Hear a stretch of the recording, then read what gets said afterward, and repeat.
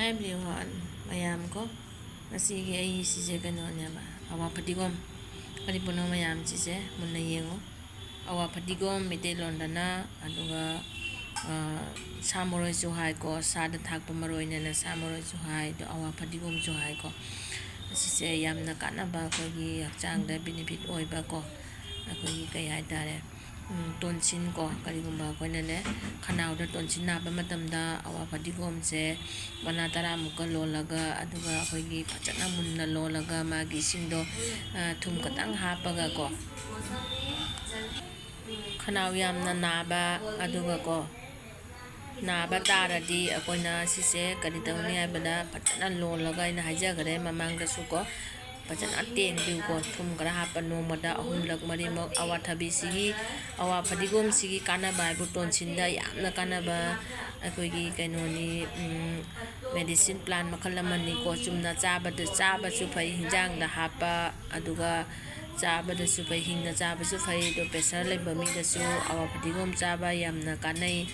aduga aina sise bazar dagi magi maru thengna purakpani maru sina siga kaaga thajanjage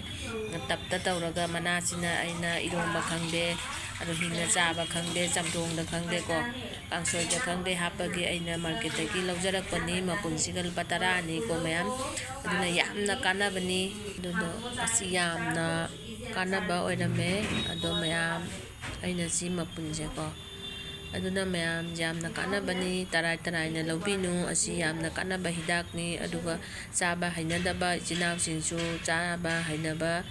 tambiu kaigino haidi manam hainade ka haiba mayam chawbani ko any hinjang nga thomba oiba khangde iromba khangde chamdong khangde kangsoi khangde yumda thajanba kanabani aduga hinjang da su hapiwa ko chamdong da jasa hinjang any da hapchanbiu ado akoi su hana hainaramde manamje aduda hojik charaga sijanaraga yamna hainare aduna aina sise ijanupise makanau da tengdoke haina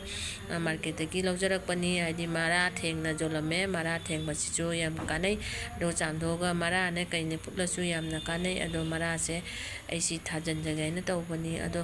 akoina angang oiringada khanau nai haibada tonsin nai haiba matamda akoigi pubokoina hairami Owaphadigom do akoigi phajana khubam lawraga khutki khubam thanna lawraga phajana phulaga akoigi sumaina khanau ro tengdo u thakjallu dumaina ha yamna kanai do akoi tawgi yamna kanagi Owaphadigom se jaringai di nomagi ama ani chaba hingna chaba khangde lolaga khwaidagi fabadi akoina lolaga thakpiba khwaidagi yamna kanaba heli khanau da naba yamna kanabane tawdabu thum khara hapiu ko mayam ado mayam mathangda su kanaba puraga lakjage asigi tonsin naba sinau singi soidana try to view mayam